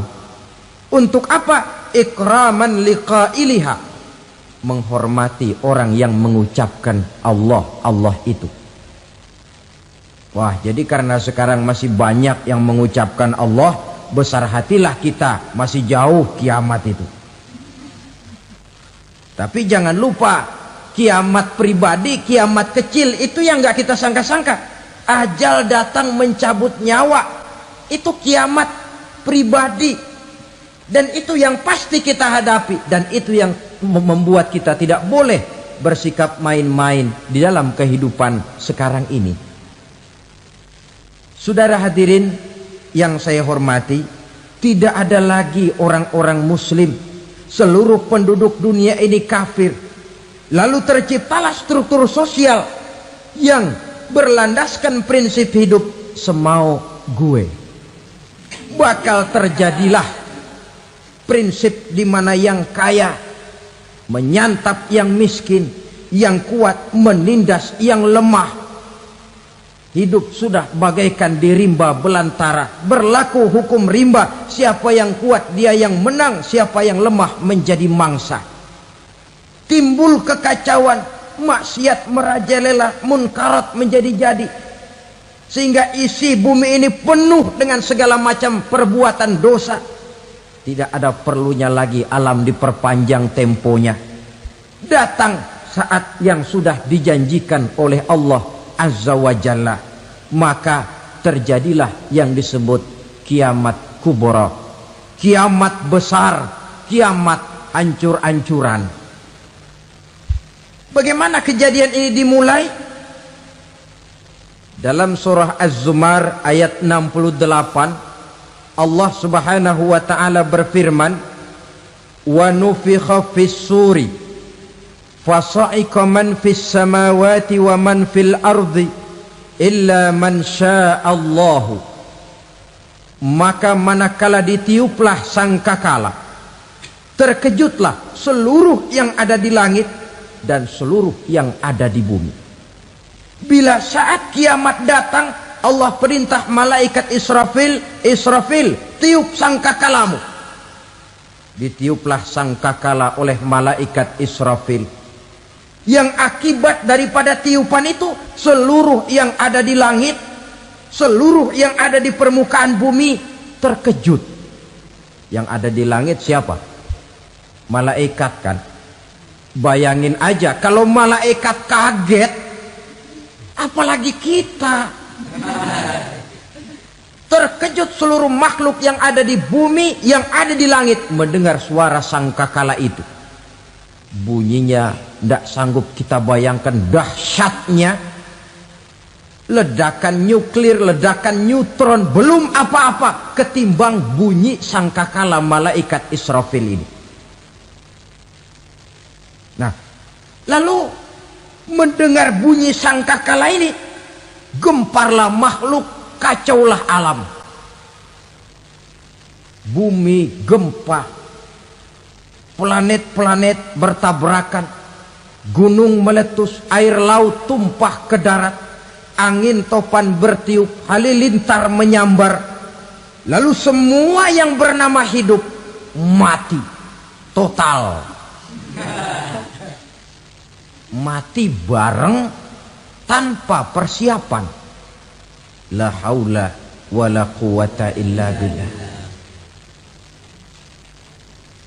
Saya kadang-kadang dalam tafakur bermohon, ya Allah, mudah-mudahan saya nggak nemuin kiamat beneran.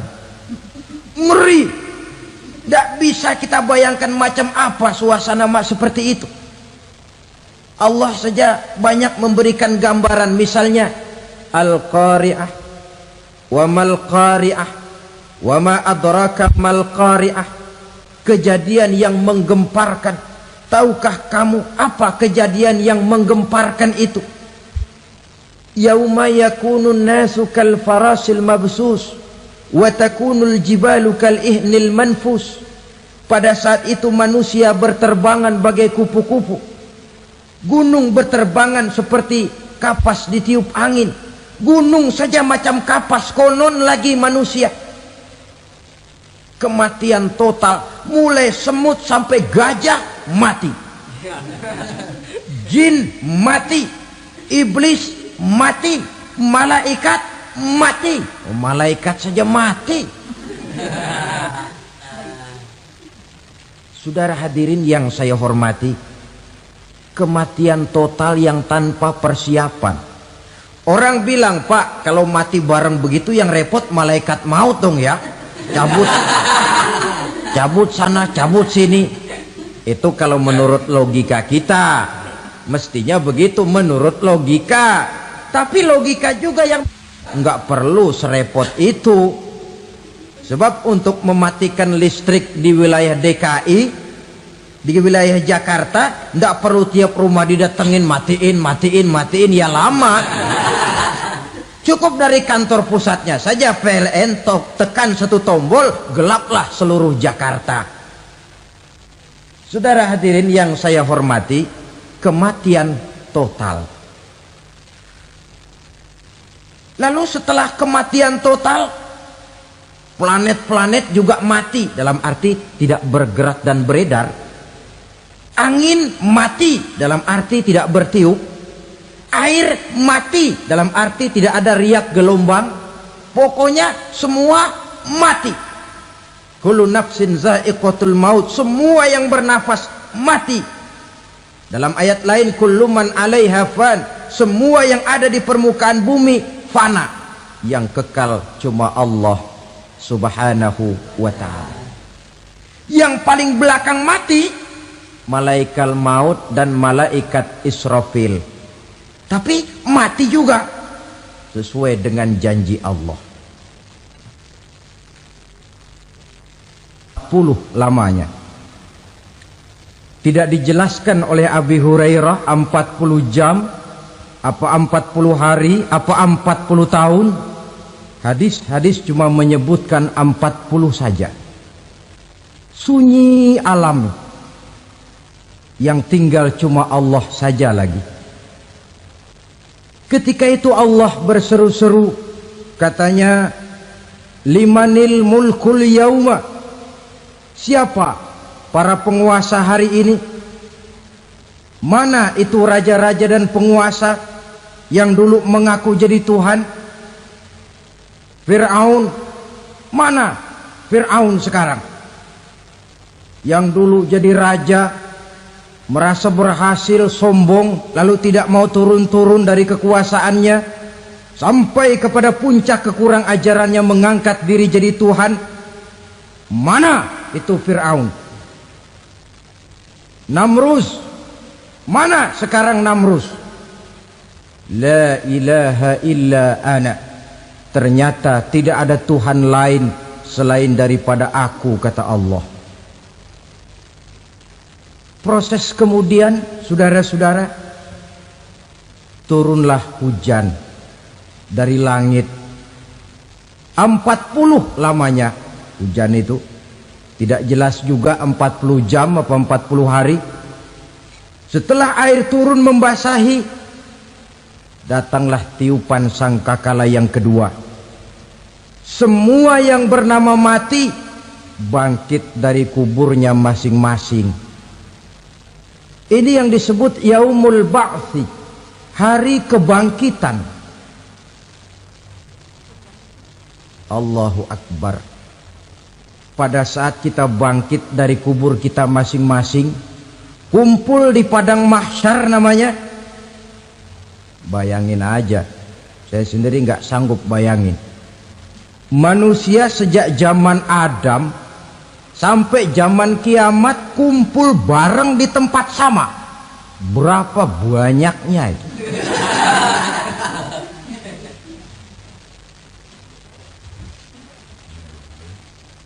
Dan yang luar biasa menurut satu riwayat, pada saat bangkit itu, Masya Allah, roman muka kita berubah,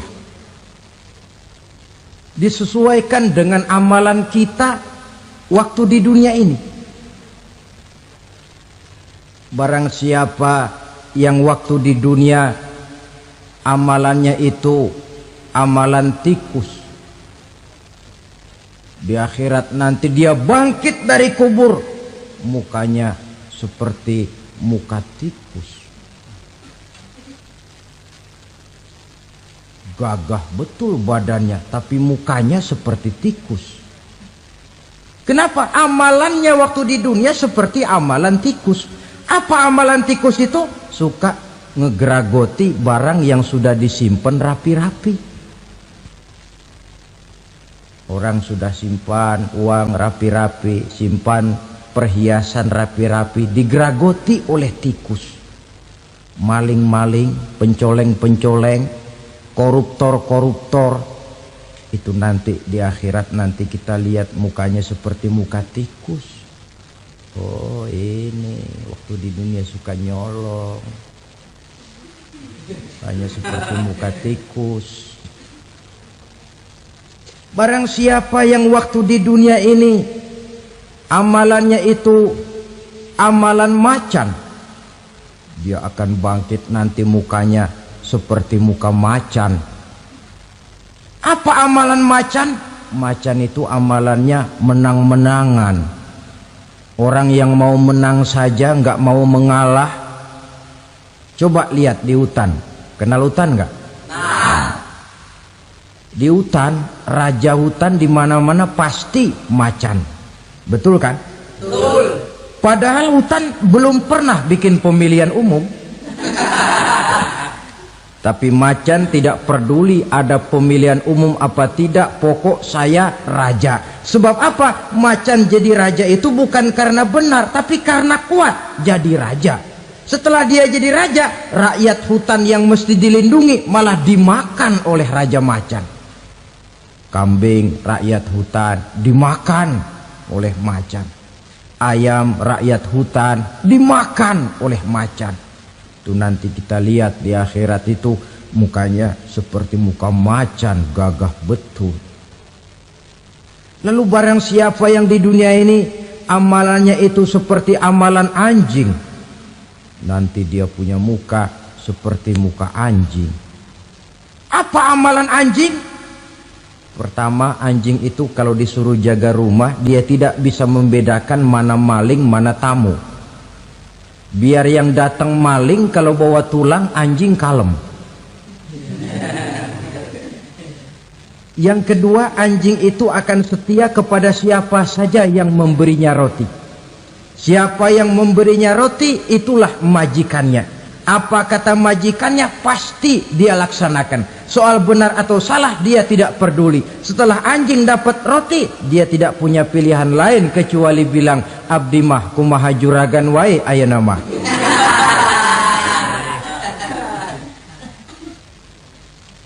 Saudara hadirin yang saya hormati, berkumpul di padang mahsyar, tiap orang sibuk dengan persoalannya masing-masing. Matahari waktu itu didekatkan oleh Allah, panas luar biasa. Ada yang saking panasnya itu mencucurkan peluh keringat sampai sebatas mata kakinya. Ada yang keringatnya sampai sedengkulnya, ada yang keringatnya sampai sepusatnya, ada yang keringatnya mengalir sampai sebahunya, ada yang kelelap oleh keringatnya sendiri, sementara orang di sampingnya nggak apa-apa. Bergantung lagi amalan dia waktu di dunia ini. Saudara-saudara, sebagian orang dalam kepanikan padang mahsyar berombong-rombong datang mereka menghadap Nabi Adam. Ya Adam, anta abal bashar. Hai Adam, Tuhan adalah bapak moyang manusia. Kami sebentar lagi akan disidang, dimintakan pertanggungan jawab. Tolonglah kami, hai Adam. Kata Nabi Adam, jangankan nolongin sampean, saya sendiri tanggung jawab di hadapan Allah ketika dulu tidak boleh makan khuldi, saya serobot. Sudahlah, urus diri masing-masing saja, nafsi. Begitu kata Nabi Nuh, begitu kata Nabi Ibrahim. Tiap orang bertanggung jawab sendiri-sendiri. Ketika itulah saudara-saudara, nikmatnya menjadi umat Nabi besar Muhammad sallallahu alaihi wasallam. Sebab apa? Walaupun menurut abjad kita ini umat paling belakang, paling belakang kita ini toh, karena Nabi Muhammad adalah Nabi akhir, tapi akan dihisap lebih dulu, lewat di atas sirat lebih dulu, masuk surga lebih dahulu ketimbang umat-umat belakangan. Ketika Rasul mendekati ajal, beliau tanyakan itu kepada malaikat Jibril. Malaikat Jibril berkata, Muhammad jangan khawatir, Allah sudah berjanji, inni haramtul jannata ala sairil anbiya hatta tadkhulaha anta wa haramtuha ala sairil umami hatta tadkhulaha ummatuka. Surga aku haramkan buat seluruh nabi kecuali kalau engkau Muhammad sudah masuk ke dalamnya, dan surga aku haramkan buat seluruh umat kecuali kalau umatmu Muhammad sudah masuk ke dalamnya. Logikanya, walaupun menurut abjad kita umat paling belakang, bakal dihisap paling dulu, lewat di atas sirat paling dulu, masuk surga paling dulu, kalau mampir ke neraka juga paling dulu. Ya resiko. Jangan mau enaknya aja paling dulu. Saudara hadirin yang saya hormati, setelah masa kebangkitan itu jangan dikira begitu bangkit langsung diperiksa, masih menunggu menanti ribuan tahun perhitungan padang mahsyar untuk sampai kepada proses yang disebut yaumul hisab, hari perhitungan. Seorang demi seorang bakal dipanggil. Bayangkan saja, kita se-RT saja di absen, kadang-kadang perlu waktu lama. Ini manusia sejak zaman Nabi Adam sampai datang hari kiamat, satu demi satu disidang di hadapan Qadhi Rabbul Jalil. Status sosial copot sudah waktu itu. Yang pernah jadi hartawan di situ tidak lagi kelihatan kehartawanannya. Yang pernah jadi jenderal tidak lagi dipanggil jenderalnya. Yang ustadz tidak lagi dipanggil al-mukarramnya. Seluruh status sosial selesai. Dipanggillah kita seorang demi seorang menghadap Qadhi Rabbul Jalil. Bagaimana proses penghisaban itu? Pertama, proses tanya jawab. Di antaranya ada hadis menyatakan, lan tazula qadama 'abdin yaumal qiyamah hatta yus'ala an arba'i khisalin. Besok di hari kiamat tidak akan bergeser telapak kaki seorang hamba sampai dia ditanya lebih dulu tentang 4 persoalan. Tentang ilmunya, Kemana ilmu itu diamalkan? Tentang umurnya, di mana umur itu dihabiskan? Tentang masa mudanya, kemana masa muda itu dipakai? Tentang hartanya, dari mana harta itu didapat dan kemana harta itu dibelanjakan. Ini termasuk proses tanya jawab. Jadi kalau istilah pengadilan dunia, nama Fulan bin Fulan. Kamu waktu di dunia diberikan umur panjang untuk apa? Pernah mengalami masa muda, kemana kau habiskan masa remajamu? Kau diamanahkan ilmu, dengan apa ilmumu kau amalkan? Kau diberikan harta, dari mana harta kau dapat, kemana kau belanjakan? Tak seorang pun yang bisa mungkir. Sebab apa? Dikala itu yang menjadi saksi bukan orang. Yang menjadi saksi adalah seluruh anggota badan kita. Tangan bicara, kaki jadi saksi terhadap seluruh amalan yang pernah kita kerjakan pada saat kehidupan di alam dunia ini. Selesai proses tanya jawab, lalu diperlihatkan buku catatan kita waktu hidup di dunia ini. Jangan lupa Allah itu menyiapkan 2 superkomputer kepada kita. Sebelah ditempelin sebelah kanan, yang sebelah tempelin di sebelah kiri. Komputer itu namanya Raqib dan Atid. 2 malaikat yang apabila baik kita lakukan, refleks saja akan menulis kebajikan kita. Jahat kita kerjakan, akan tertulis. Catatan itu nanti diperlihatkan kepada kita. Waduh, alangkah malunya pada saat diperlihatkan catatan kita, buku rapot kita merah melulu. Barangkali diperiksa sambil diomelin, brengsek lo. Buku merah melulu begini, bagaimana waktu hidup di dunia? Tidak cukup diperlihatkan buku catatan kehidupan, rekaman kehidupan. Rekaman kehidupan kita secara utuh sejak terlahir sampai ajal datang merenggut nyawa.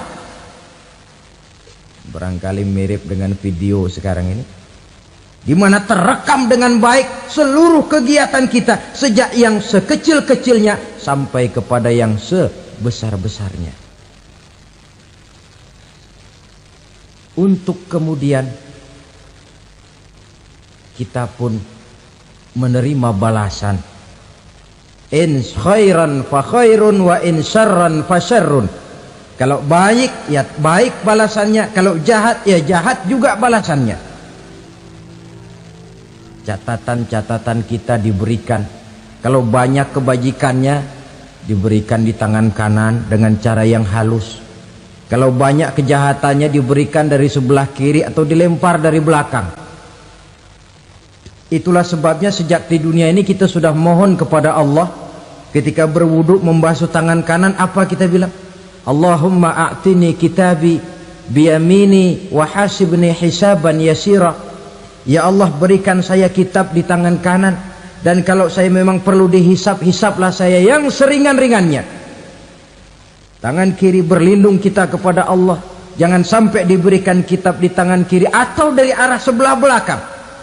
Wa a'udzubika an tu'tiya kitabi bishimali aw min wara'i zuhri, dari arah sebelah belakang. Na'udzubillah min dzalik.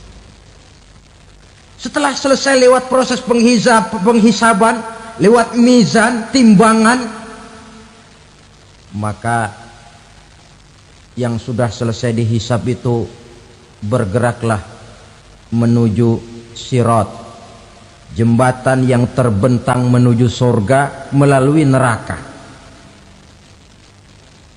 Saudara-saudara, panjangnya perjalanan sirat itu memakan waktu ratusan tahun. Tetapi orang yang lewat di atas sirat pun macam-macam, bergantung amalannya ketika di dunia ini. Ada yang lewat di atas sirat itu kal barqil khatib, seperti kilat yang menyambar, lep, sudah sampai dia di surga. Cepat bukan main. Ada yang lewat di atas sirat itu seperti orang lari-lari. Ada yang lewat di atas sirat itu seperti orang jalan biasa. Ada yang sambil merangkak, ada yang sambil ngesor, ada yang sambil gelayutan, ada yang selamat sampai ke ujung ke surga, ada yang tergelincir jatuh masuk ke dalam neraka, bergantung amalannya dalam kehidupan di dunia sekarang ini. Tiap kita akan melewati yang namanya sirat ini. Saudara-saudara kaum muslimin yang saya hormati, dengan demikian mereka yang selamat melalui sirat sampai ke terminal akhir surga, mereka yang ketika dihisab ternyata banyak kejahatannya daripada kebaikannya, mereka singgah di dalam neraka. Nah, adapun orang-orang yang beriman menurut ayat Quran dan hadis Nabi itu nanti ada bermacam-macam. Ada orang beriman itu yang dimasukkan surga. Ada orang beriman itu yang dimasukkan ke dalam surga. Ada orang beriman itu yang disebut penduduk surga. Kenapa lain-lain, Pak? Karena waktu di dunia amalannya juga lain-lain. Ada orang beriman yang masuk surga. Ini paling murah tiketnya. Mau masuk surga?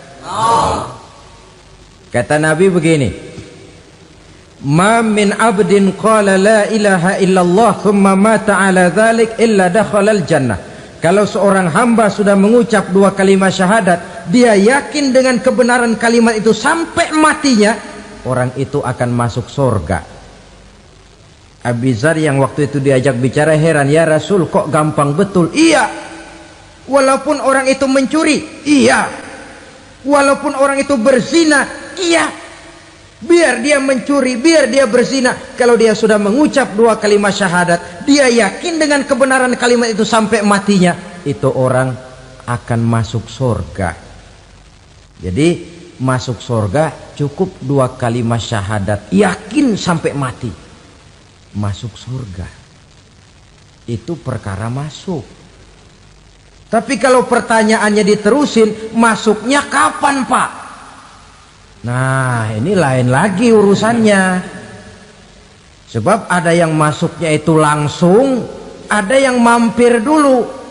Di sana tempat cuma dua, kalau tidak surga, neraka. Mau ke surga tapi mampir dulu, yang mampirnya jelas di neraka. Kenapa? Dalam hadis qudsi ada riwayat, nanti itu di akhirat, setelah Allah selesai mengatur penduduk surga masuk surga, yang neraka masuk neraka, Allah berkata kepada malaikat Malik, malaikat Malik, labaik ya Allah. Itu bajingan-bajingan tengik, manusia-manusia durjana yang waktu di dunia tidak mau sujud, jauh dari ulama, gemar melakukan yang munkarat dan maksiat, hidup di tengah masyarakat selalu jadi bibit keonaran, kufur, sudah masuk neraka semua. Sudah ya Allah. Nah, kalau sudah, coba sekarang kamu masuk, Malik. Saya, iya, masuk neraka. Mau apa ya Allah? Kata Allah, akhriju minan nar man kana fi qalbihi misqala habbatin min khardalin min iman. Kau masuk neraka, cari di dalam neraka orang-orang yang ada imannya walaupun kecil sebesar biji zarah, angkat mereka keluar. Masuk malaikat Malik ke neraka, cari orang yang ada imannya, korek-korek. Ya repot, udah pada gosong.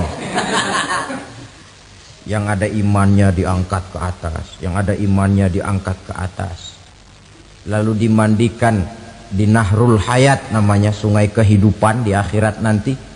Cakep lagi rupanya, bersih lagi wajahnya, apel di hadapan Allah. Kata Allah, bagaimana mas? Kapok nggak sampean? Kapok ya Allah. Nah, kalau kapok, idhab fadkhulil jannah. Pergi, masuk surga sana. Berangkat mereka ke surga. Ketemu sama teman-temannya yang udah sampai lebih dulu, yang nggak pakai mampir lagi.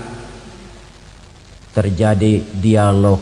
Kata teman-temannya yang udah pada nyampe duluan, Mas, iya, emang baru sampai?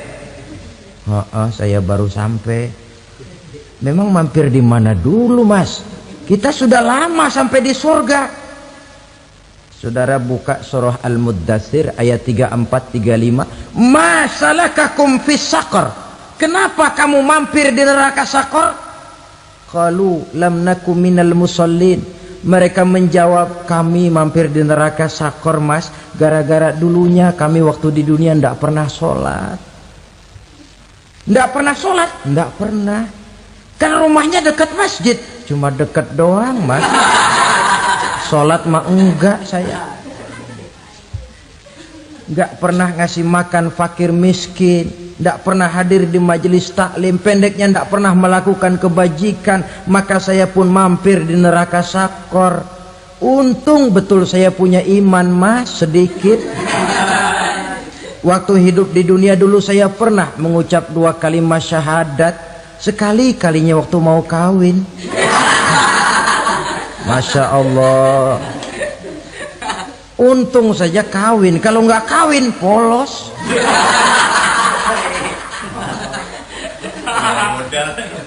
Itu juga pengulu sudah setengah mati ngajarin. Asyhadu alla, asyaduaan, asyaduaan.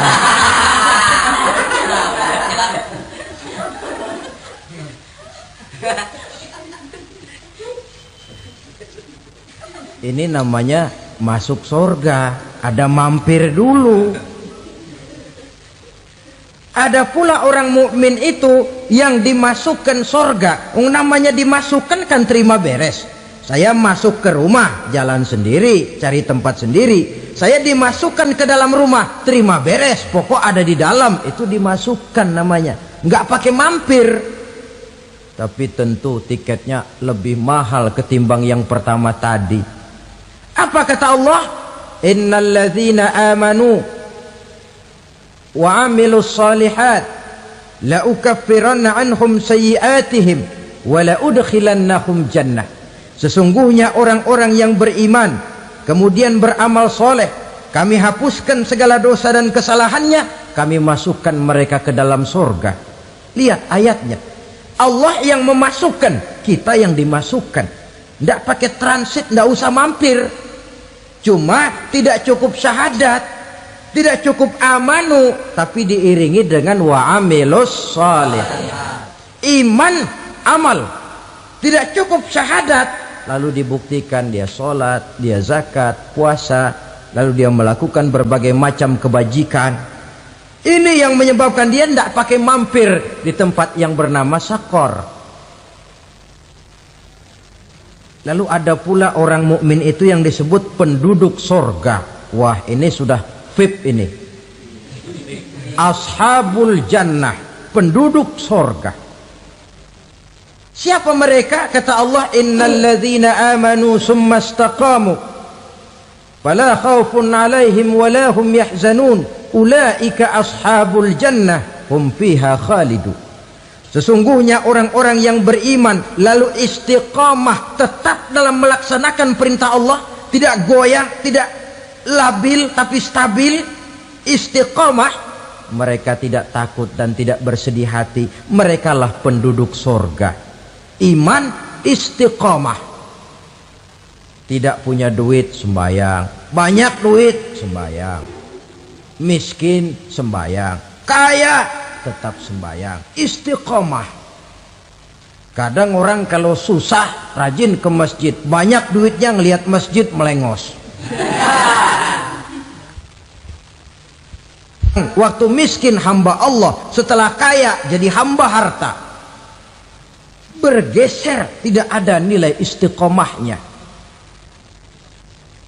Saudara-saudara, dengan begitu penduduk neraka itu dua. Ada penduduk permanen, ada penduduk yang semi permanen. Yang semi permanen orang-orang beriman yang mempunyai dosa besar. Mereka masuk ke neraka untuk menerima azab sesuai dengan dosanya. Bila selesai masa azab itu, mereka akan diangkat untuk ditempatkan kembali ke dalam surganya Allah Subhanahu wa ta'ala. Nah, dikala itulah saudara-saudara, ada yang disebut syafaat dari Rasulullah Sallallahu Alaihi Wasallam. Tapi tentu jangan lupa, syafaat ini ibarat kain menambal dia. Kita punya kain bolong-bolong sedikit, syafaat yang menambal. Solat kita ada kurang dikit, sedekah kita ada campur riak dikit, amalan kita ada tidak karena Allah dikit, kita berharap syafaat. Jadi biarlah kain masih bolong-bolong, yang penting punya kain. Tapi kalau kainnya tidak ada, yang ditambal apanya? Solat tidak, puasa tidak, zakat tidak, berharap syafaat saja. Ya, terlalu berlebihan itu. Saudara hadirin yang saya hormati, apabila selesai proses penghisaban, proses penghitungan, maka dikala itulah manusia terbagi dalam dua kelompok besar. Fariqun fil jannah wa fariqun fis sa'ir. Sekelompok orang-orang beruntung yang masuk ke dalam surga, dan sekelompok lagi masuk ke dalam neraka. Akan memakan waktu untuk menceritakan sifat surga dan neraka, tapi insya Allah pada kesempatan pertemuan lain saya sampaikan. Namun sebagai gambaran umum cukuplah saya sampaikan sebuah hadis qudsi. Allah jelaskan, a'dadtu li'ibadiyas salihin ma la 'ainun ra'at wa la uzunun sami'at wa la khatara fi qalbil bashar. Aku sediakan buat hamba-hambaku yang soleh, yang tidak pernah terlihat oleh mata, tidak pernah terdengar oleh telinga, dan belum pernah terdetik dalam hati manusia. Jadi kenikmatan surga belum pernah dilihat mata, belum pernah didengar telinga, belum pernah terdetik dalam hati. Pedihnya azab neraka belum pernah terlihat mata, belum pernah terdengar telinga, belum pernah terdetik dalam hati. Saudara hadirin yang saya hormati, oleh karena itu sebagai uraian akhir daripada kiamat ini, marilah sama-sama kita memanfaatkan hidup dengan sebaik-baiknya, supaya jangan timbul penyesalan di hari kemudian nanti.